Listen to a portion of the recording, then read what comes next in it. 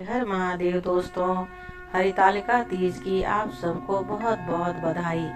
माता पार्वती और भोलेनाथ का आप लोगों के ऊपर आशीर्वाद बना रहे। माता पार्वती आप लोगों का सिंदूर बनाए रखें और आपको अखंड सौभाग्यवती होने का आशीर्वाद दें। आप लोगों का घर धन धान्य से भरा रहे और परिवार में सुख शांति बना रहे। ओम नमः शिवाय। हर हर महादेव। ओम त्र्यंबकं यजामहे सुगंधिं पुष्टिवर्धनम् उर्वारुकमिव बन्धनान् मृत्युर्मोक्षयमामृतात्। हर हर महादेव। हर हर महादेव दोस्तों, आज मैं आपके लिए लेकर आई हूँ भाद्रपद महीने की हरितालिका तीज व्रत कथा, उसका महत्व और पूजा विधि। अगर आपको इस कथा की पूरी जानकारी चाहिए और ये पूरी कथा का फल प्राप्त करना है तो इस वीडियो के अंत तक बने रहें और पूरी कथा सुने। दोस्तों, हरितालिका तीज का महत्व बहुत ही खास माना जाता है। इस व्रत को सुहागिन महिलाएं सौभाग्य की प्राप्ति के लिए रखती हैं और मिट्टी की भगवान शिव और पार्वती की प्रतिमा बनाकर कठोर तप करती है। इस व्रत में पानी नहीं पिया जाता है। साथ ही रात्रि में जागरण कर भगवान शिव और माता पार्वती का ध्यान किया जाता है। हरितालिका तीज का व्रत सुहागिन महिलाएं अखंड सौभाग्य की प्राप्ति के लिए रखती हैं। यह व्रत बहुत ही कठिन माना जाता है। तो आइए दोस्तों, वीडियो की शुरुआत करते हैं। इस साल हरितालिका तीज का व्रत 6 सितंबर को रखा जाएगा। तृतीया तिथि का आरंभ 5 सितंबर की दोपहर में 12:22 पर होगा और अगले दिन यानी 6 सितंबर को सुबह 3:01 तक रहेगा। तृतीया तिथि उदय काल में 6 सितंबर को रहेगी। ऐसे में हरितालिका तीज का व्रत 6 सितंबर को ही रखा जाएगा।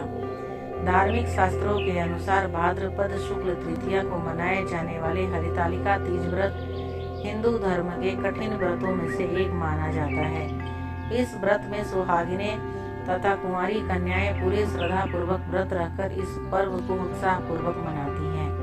यह दिन शिव पार्वती के पूजन के साथ ही श्री गणेश जी के पूजन के लिए भी खास माना जाता है। हरितालिका तीज अखंड सुहाग का वरदान देने वाली मानी जाती है। इस दिन सुहागिने निर्जला व्रत रखकर पति की लंबी उम्र की कामना रखती हैं। यह व्रत निराहार और निर्जला रहकर ही किया जाता है। हरितालिका तीज पर्व की मान्यता के अनुसार इस व्रत में सुहागिनें सुबह से लेकर अगले दिन सुबह सूर्योदय तक जल ग्रहण तक नहीं करती, यानी 24 घंटे तक बिना अन्न जल के सुहागिन महिलाएं हरितालिका तीज का व्रत रहती हैं। दोस्तों, एक बार भगवान शिव ने पार्वती जी को उनके पूर्व जन्म का स्मरण कराने के उद्देश्य से इस व्रत के महत्व की कथा कही थी। श्री भोले शंकर बोले, हे गौरी, पर्वतराज हिमालय पर स्थित गंगा के तट पर तुमने अपनी बाल्यावस्था में 12 वर्षों तक अधोमुखी होकर घोर तप किया था। इतनी अवधि तुमने अन्न न खाकर पेड़ों के सूखे पत्ते चबाकर व्यतीत किए। माघ की विकराल शीतलता में तुमने निरंतर जल में प्रवेश करके तप किया। वैशाख की जला देने वाली गर्मी में तुमने पंचअग्नि से शरीर को तपाया। श्रावण की मुसलधार वर्षा में खुले आसमान के नीचे बिना जल अन्न ग्रहण किए समय व्यतीत किया। तुम्हारे पिता तुम्हारी कष्ट साध्य तपस्या को देखकर बड़े दुखी होते थे। उन्हें बड़ा क्लेश होता था। तब एक दिन तुम्हारी तपस्या तथा पिता के क्लेश को देखकर नारद जी तुम्हारे घर पधारे। तुम्हारे पिता ने हृदय से अतिथि सत्कार करके उनके आने का कारण पूछा। नारद जी ने कहा, गिरिराज, मैं भगवान विष्णु के भेजने पर यहाँ उपस्थित हुआ हूँ। आपकी कन्या ने बहुत कठोर तप किया है।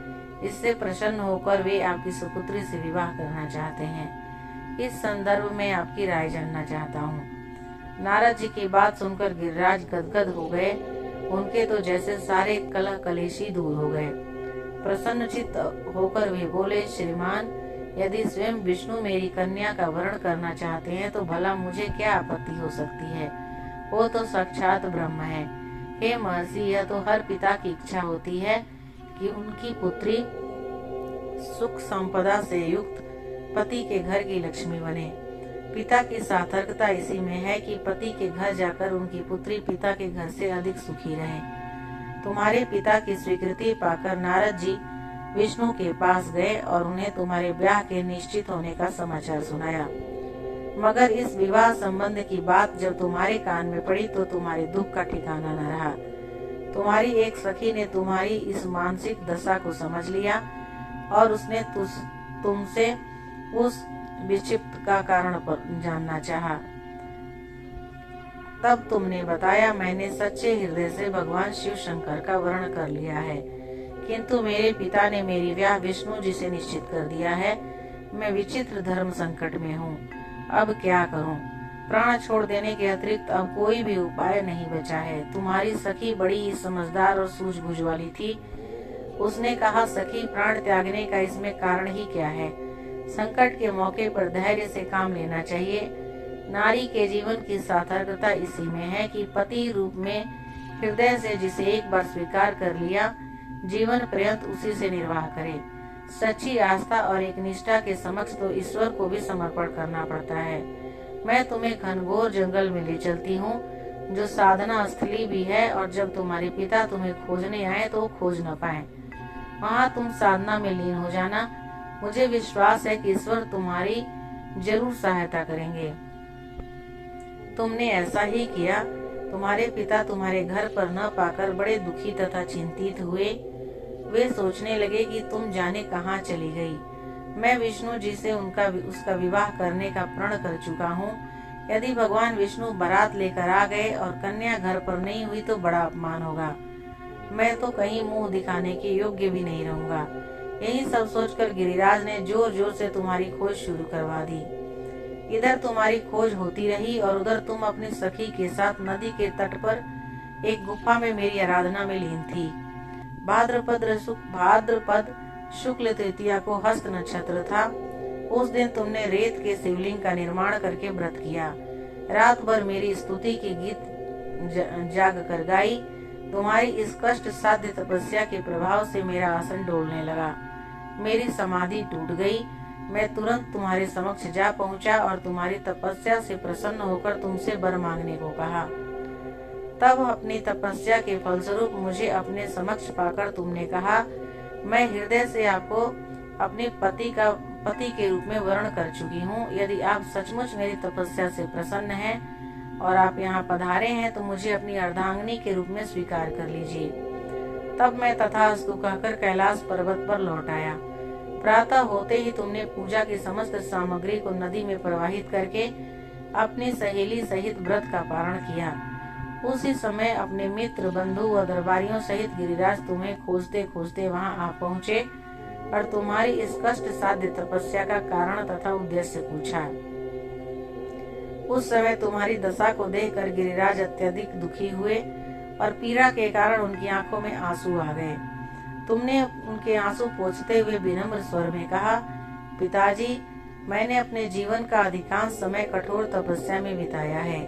मेरी इस तपस्या का उद्देश्य केवल यही था कि मैं महादेव को पति के रूप में पाना चाहती थी।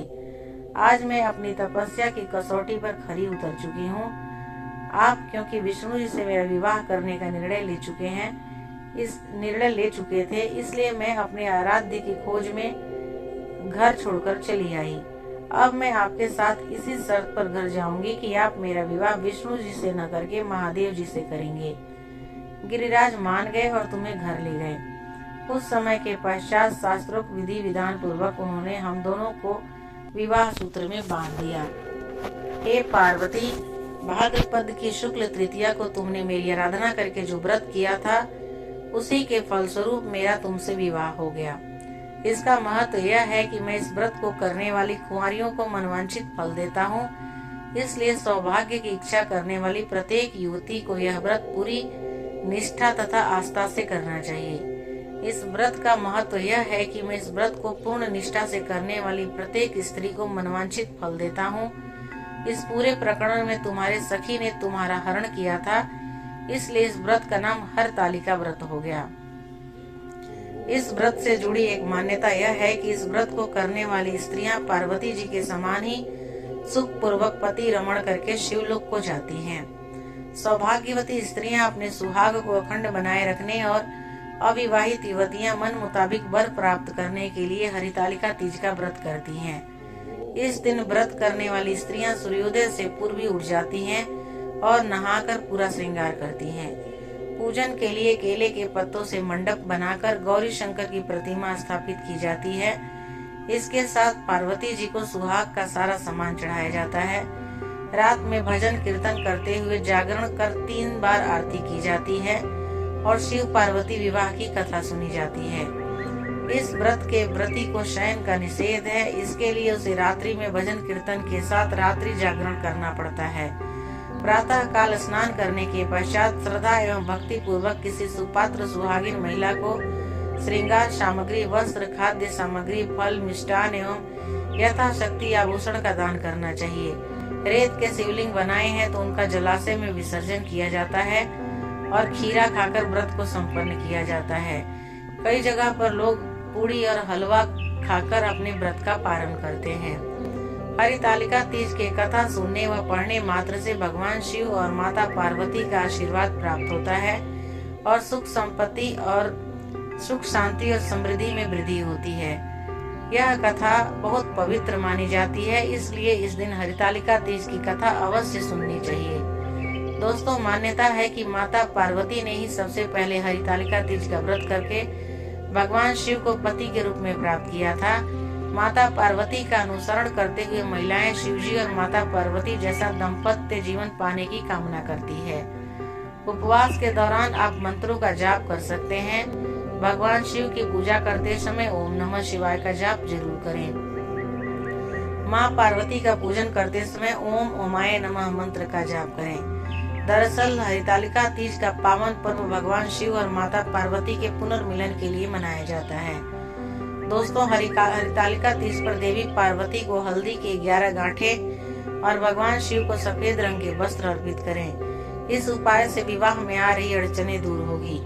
हरितालिका तीज पर शाम के समय पूजा के बाद भगवान शिव और माता पार्वती की 11 घी के दीपक जलाकर आरती करें। इस उपाय से मनवांछित जीवन साथी मिल सकता है।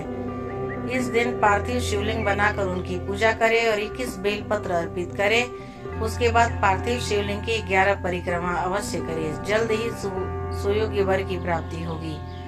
तो दोस्तों, हरितालिका तीज की व्रत कथा, उसका महत्व और पूजा विधि आपको कैसी लगी, मुझे कमेंट करके जरूर बताइएगा।